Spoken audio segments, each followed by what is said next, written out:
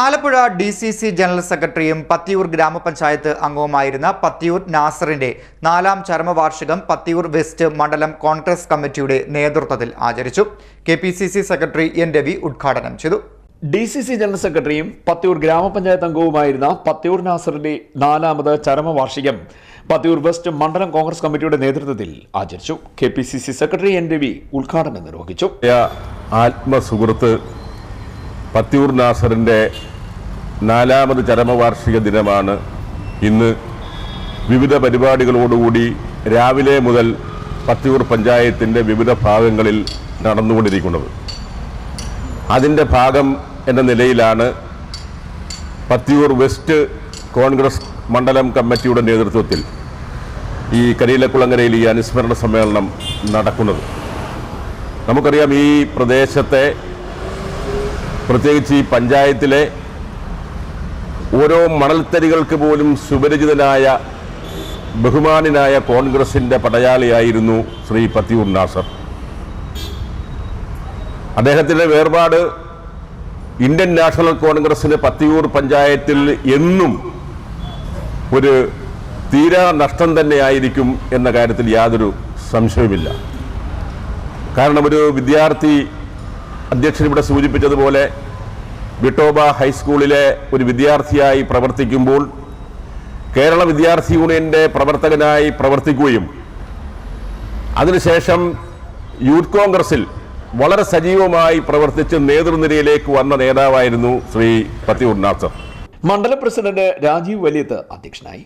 വിട്ടോബ സ്കൂളിലെ KSU പ്രവർത്തനത്തിൽ നിരവധി SFIയുടെയും അതുപോലെ തന്നെ മാർക്സിസ്റ്റ് പാർട്ടിയുടെയും ക്രൂരമായ മർദ്ദനങ്ങൾക്ക് ഇരയാകേണ്ടി വന്നിട്ടുണ്ട്. അതിനുശേഷം അദ്ദേഹം നേരെ പത്തിയൂരിലെ യൂത്ത് കോൺഗ്രസിൻ്റെ മണ്ഡലം പ്രസിഡന്റായിട്ട് അദ്ദേഹം പ്രവർത്തിച്ചു. അതിനുശേഷം അദ്ദേഹം ബ്ലോക്ക് കോൺഗ്രസ് കമ്മിറ്റി വൈസ് പ്രസിഡന്റായിട്ടും അതുപോലെ അതിനുശേഷം ജില്ലാ കോൺഗ്രസ് കമ്മിറ്റിയുടെ ജനറൽ സെക്രട്ടറി ആയിട്ടും പ്രവർത്തിച്ചു വന്നു.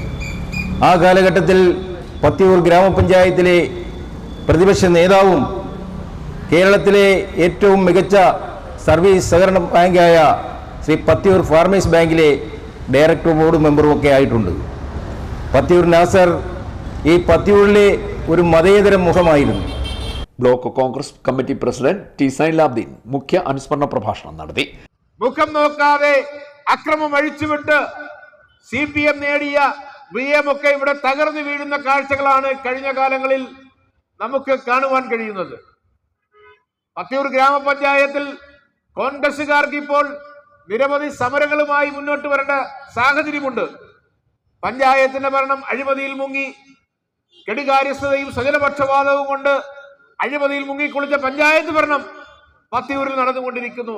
കോൺഗ്രസുകാർ ഇവിടെ സഞ്ചാരയോഗ്യമായ റോഡുകൾക്ക് വേണ്ടി നിരന്തരം സമരം ചെയ്തുകൊണ്ടിരിക്കുന്നു. അതാണ് പത്തിയൂരിലെ CPMന്റെ ഇന്നത്തെ സ്ഥിതി.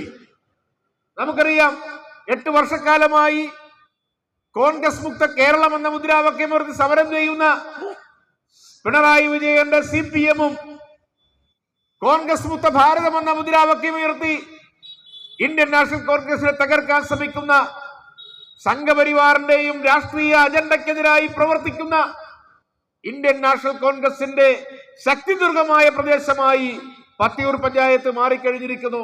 കഴിഞ്ഞ ഏതാനും ദിവസങ്ങൾക്ക് മുൻപ് നടന്ന ഗ്രാമപഞ്ചായത്തിലേക്ക് നടന്ന ഉപതെരഞ്ഞെടുപ്പിൽ 100-ലേറെ വോട്ടുകൾക്കാണ് ഐക്യജനാധിപത്യ മുന്നണിയുടെ സ്ഥാനാർത്ഥിയുടെ വിജയിച്ചത്.